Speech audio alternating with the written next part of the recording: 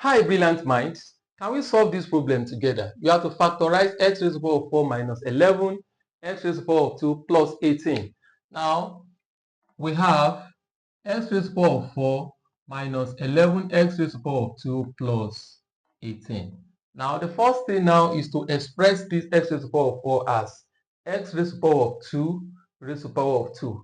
Applying this law of indices, a raised to the power of m raised to the power of n equals to a raised to the power of m times n. All right.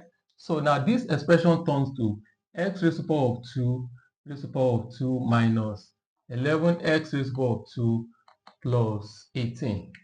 All right. Now we make an assumption. We say let p be equals to x raised to the power of 2. Now if we have that, so that implies that this expression turns to p raised to the power of 2 minus 11p plus 18. All right, this is a quadratic expression. So how do we factorize this?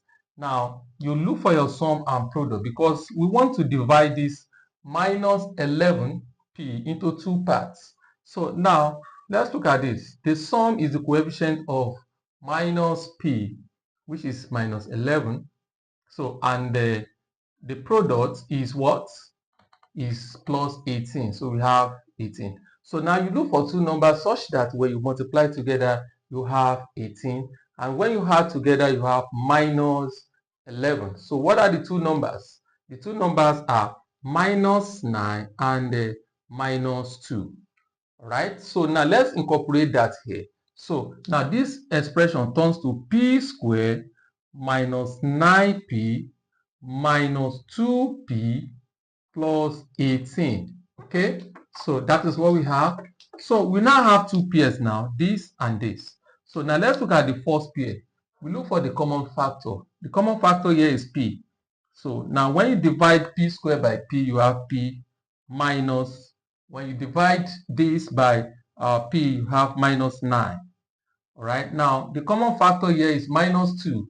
So we have minus 2, then when you divide minus 2p by minus 2, you have p minus 9. Okay, so now you factor out p minus 9. All right, so when you do that, you have p minus 9 times p minus 2.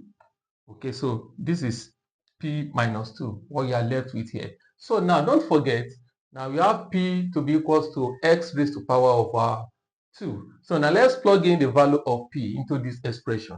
So that implies that we have x raised to the power of 2 minus 9 times x raised to the power of 2 minus 2.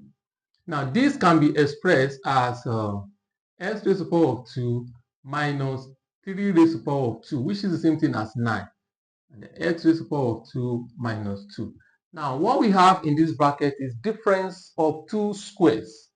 Difference of two squares. So we'll be applying this relationship when we have difference of two squares. So this expression here turns to x minus 3 times x plus 3 times x raised to the power of 2 minus 2.